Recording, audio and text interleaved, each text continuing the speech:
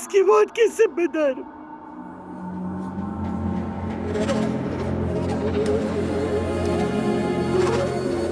ये सब मेरी गलती थी।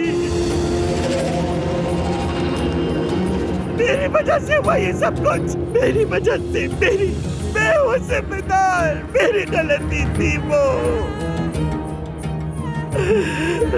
मेरी वजह से तुम्हारी माँ मर गई।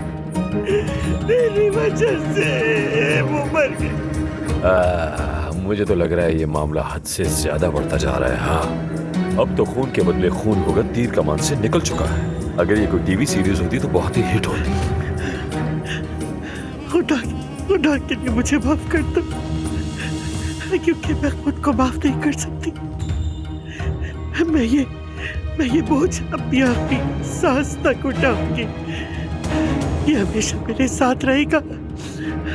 तुम अपनी अम्मी और बाप की निशानी। मैं तुम्हें खोने का सोच भी नहीं सकती।